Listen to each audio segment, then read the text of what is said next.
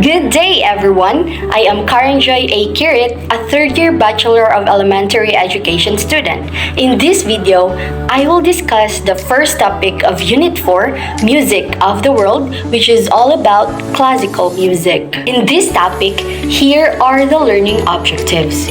For knowledge, stimulate a deeper understanding of the concept of classical music.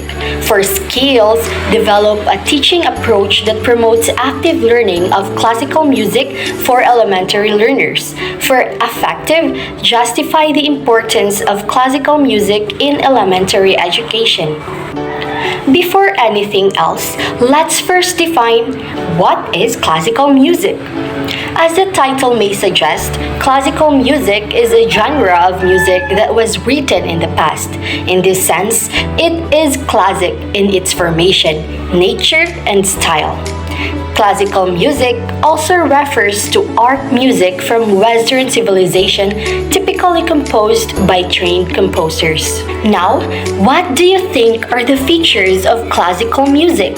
Do you have any idea in mind? Okay, so classical music is usually homophonic, meaning that instruments play the same chords in the same rhythms.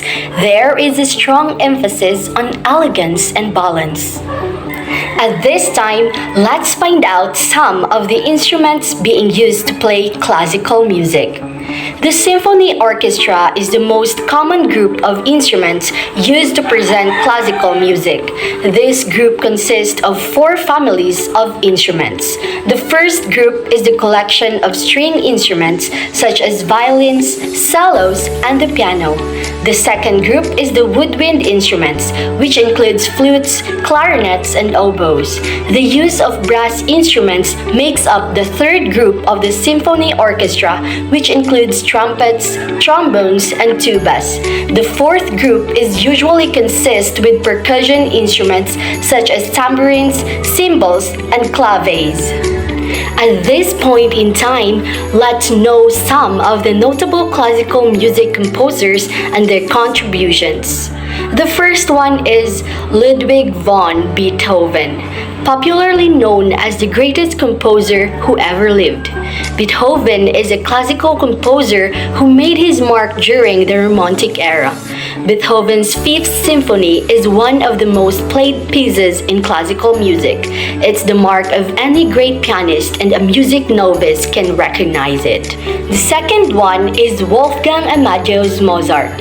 Mozart is an acclaimed composer who could play multiple instruments and whose sonatas shaped the future of classical music.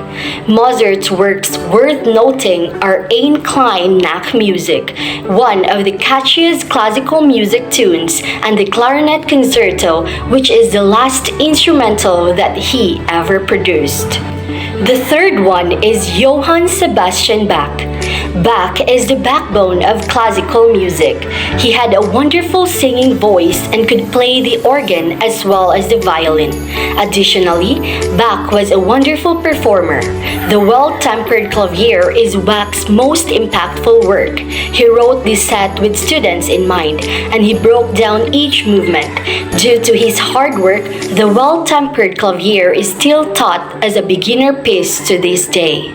At this juncture, I will give you diverse teaching approaches on introducing classical music to your class, which can be done through various methods such as playing recordings, storytelling about famous composers, incorporating artwork and movement, and lastly, encouraging students to create mental images while listening.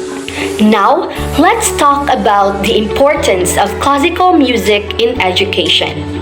Classical music should be an integral part of the school curriculum, exposing students to its beauty and excitement from an early age. Moreover, teachers who are knowledgeable and enthusiastic about classical music can help students appreciate and enjoy the genre more effectively. In conclusion, as future educators, teaching classical music gives future generations the knowledge of preserving and embracing the essence of classical music. That's it for today's video, everyone. Thank you so much for listening. I hope you learned something from me. Bye!